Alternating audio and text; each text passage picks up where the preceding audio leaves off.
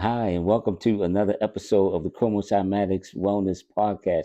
I want to thank everybody who tuned in to the first episode, everybody who commented, everybody who shared, everybody who liked, everybody who subscribed, uh, even folks who became followers on Facebook because of the video, people who followed us on Instagram because of the video as well. The videos also posted on our Instagram account as well. So, thank you all for your interest. I will continue to create these. We're going to have guests coming up soon.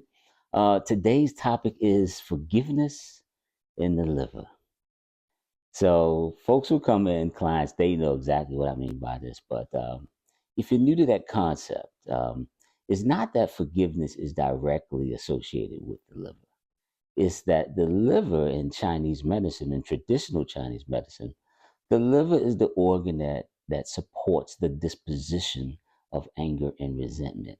So when you're holding on to anger and resentment, the body tends to send healing energy or life force energy to the liver to support that disposition. So when you want to work on that disposition with energy medicine, one of the first things you have to do is you have to come up with an intention that counters that anger or resentment. And that intention is typically forgiveness. It's just the opposite of it. And it helps to trigger the body to start to pull back life force energy from the liver so it could send it somewhere else or send it into a reserve because you're now helping with changing your disposition so the body can pull back from the support that it needed when your disposition was anger and resentment. So that's where forgiveness comes in. And typically with my clients, I'll ask a lot of questions just to kind of drill down to who it is that they're holding anger and resentment towards. And the reason I do that is because when we're using the harmonic egg, before I close the egg, you always have to set an intention. And I always add an extra step. And I ask the client to not only set an intention, but then imagine what that feels like. And there's a reason I do that because your intention can create a timeline. That's electric. You know, your emotion is magnetic. And that can make you a vibrational match for that timeline. What is that timeline? Well, a timeline is a timeline that is no longer anger and resentful towards the person you're resentful for. But we have to nail down who that person is. So I actually help them nail that down so we can target the intention and then target the emotion and who it's actually towards to help them create this new timeline that they're going to step into. There's a lot of examples of this. Even people who come in with gallbladder issues is typically a issue that's going on with the liver that's compromising the bile in the liver. The liver's not functioning properly a lot of times because the person has been chronically angry for years, just holding on to anger of all sorts from childhood into their marriages. And you'll see the liver suffering from that when I scan them on the bio well. And then after a few sessions, you'll see the body start to not send as much healing energy to the liver because you're countering it with your changing of your energy and of your disposition, where the anger is going down because you're replacing it with forgiveness. And the body's like, oh, okay, they're not angry anymore. We don't have to send so much energy to the liver. We could send that energy to the lungs or we can put it in the energy reserve. So you can actually help yourself by actually changing your energy, and then the body will respond to that by pulling back on healing energy that it was sending somewhere that needed it because of your chronic disposition. And one of the ways we deal with that in the Bible, especially with sound, is we use the instrument of the flute. So why the flute, right? Well, every organ has what we call a resonant frequency. Um, I'm dating myself, but there used to be an old commercial with Ella Fitzgerald. It was a Maxwell or Memorex commercial, but it was for cassette tapes. And she would hit us a note while she was singing, and there would be a champagne glass in front of her, and the glass would break. But what was happening there, her voice hit the resonant frequency of that champagne glass. And what that resonant frequency is, it's the frequency at which the molecules begin to vibrate so violently that the molecular bonds begin to break. They literally break, they disintegrate. Well, that's called the resonant frequency. Now, we don't want to do that to your liver. We don't want your liver to break. There's been weapons designed to do that, actually, to actually hit the resonant frequencies of certain body parts. That's weapon research that's been going on since the 90s, from what I understand. But we want to come close to it so that if your liver is out of resonance, we can get it close to its natural resonance. They even make tuning forks that are tuned to the frequency of 317 hertz. That's the actual frequency of the liver. That's the resonant frequency of the liver. So they have tuning forks that specifically tune to that frequency to help heal the liver. Well, a typical flute, especially a metal flute, is tuned to somewhere around 200 to maybe 1,000, even all the way up to 4,000 hertz if you hit really high notes. But for the majority of the time when you're playing the flute, you're hovering around somewhere between 200, 350, maybe 400 hertz. So that's that range that the liver resonates at. It's at 317. So if you're playing the flute, you're constantly hitting that 317 from time to time. So it's an instrument that's tuned almost perfectly for the liver. It's not the only one. Certain types of snare drums are actually tuned to 317 hertz as well. So you can use instruments similar to the same way you use tuning forks and singing bowls. They just have to be tuned to the right frequency or the right frequency range to actually help align a particular organ. We also work with the solar plexus that has its own frequency and its own color as well. So we tend to work with the solar plexus because the solar plexus chakra governs the liver.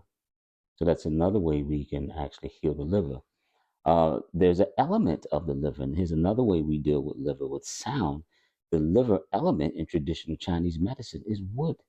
So we'll actually play songs that have wood instruments in them because that actually resonates at the frequency of the liver as well. And when I say wood instruments, it can be a wood guitar, like a acoustic guitar. It could be a violin.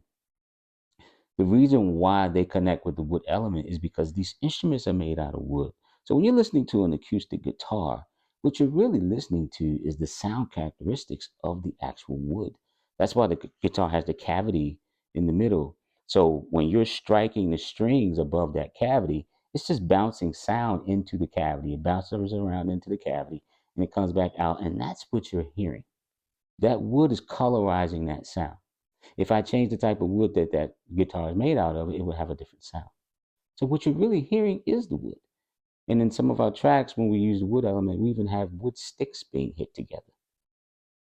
That organ will respond to that. That's one of the ways, with the addition of intention, that we actually help heal the liver.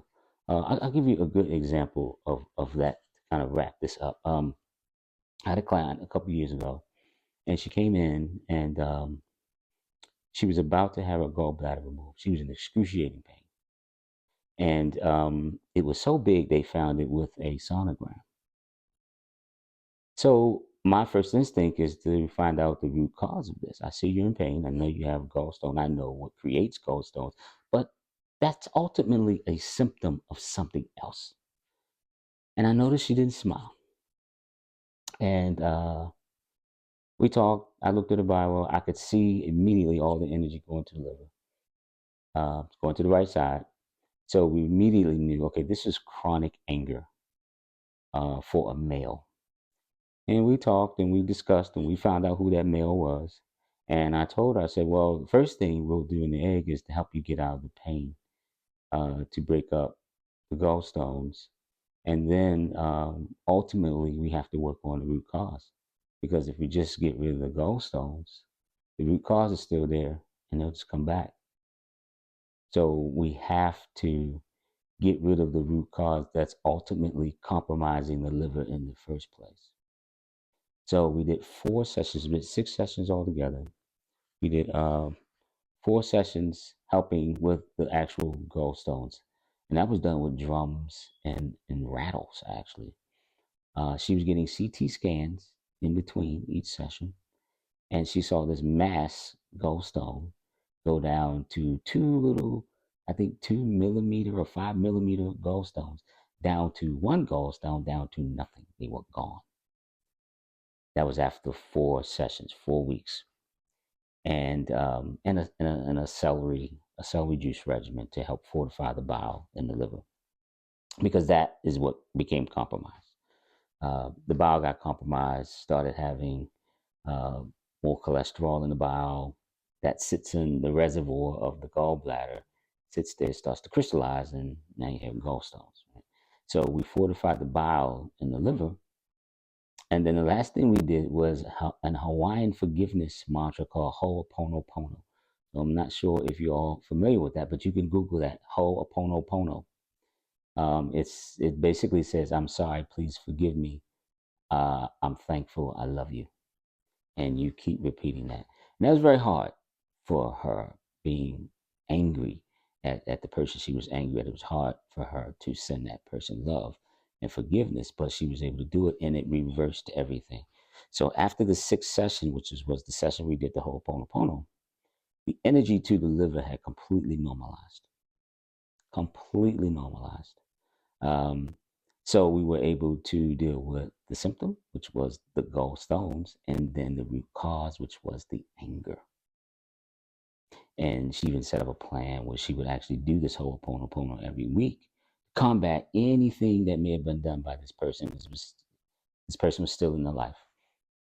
To combat anything that was done by that person, to keep the liver from being compromised again with that disposition that she was holding.